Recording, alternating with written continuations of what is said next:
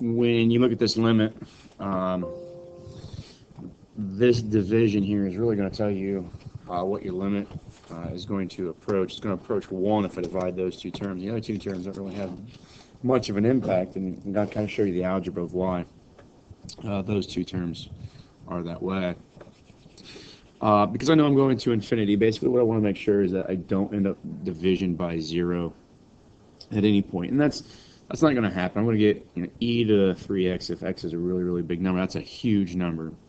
And then e to the negative 3x if x is a really, really, really big number. That's actually a very, very, very small number, because e to the negative 3x is actually 1 over e to the 3x. So what you end up with here is a very, very large number plus then a very, very, very small number,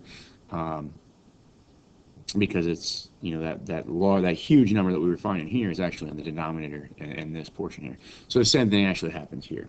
But I want to make that algebra make a little bit more sense algebraically here. So you can kind of just do a little factoring here. As the limit of x approaches infinity, I'm going to take this top function. I'm going to factor out e to the 3x. Okay, I'm just going to factor out the entire first term. So when I do that, I get something like that. Now factoring it out means it has to stay. And basically factoring, remember, I taught you guys that factoring is the same thing as division. So I'm going to divide that by 3x, e to the 3x.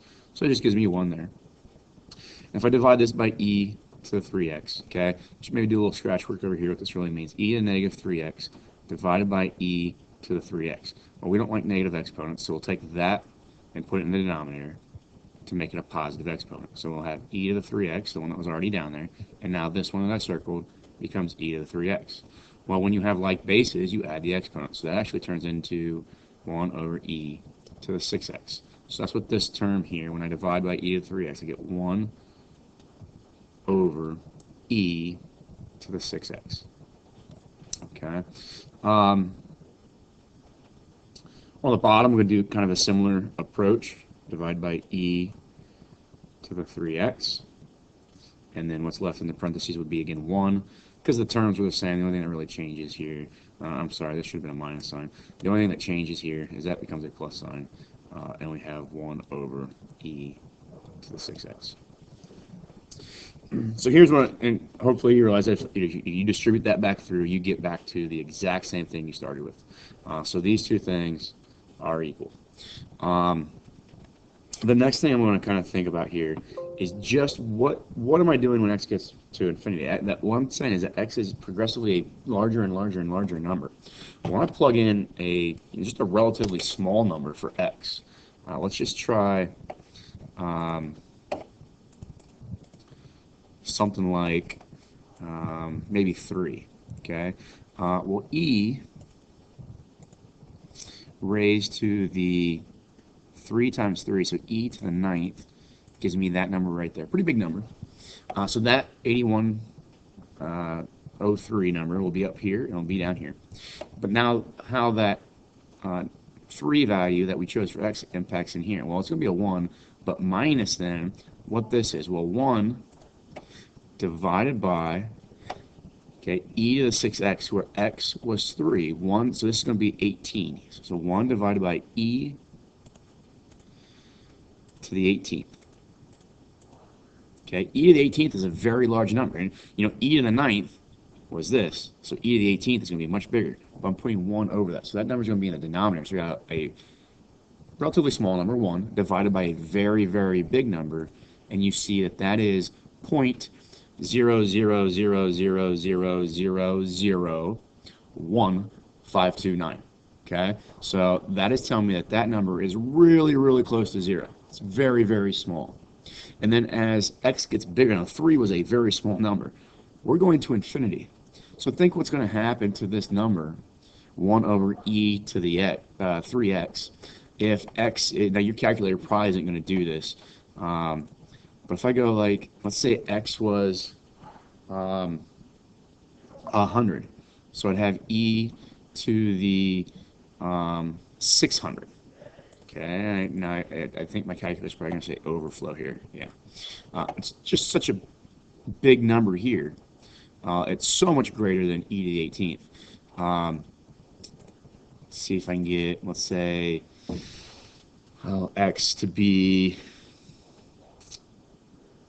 if I say x is 50, see if this being 300 would work.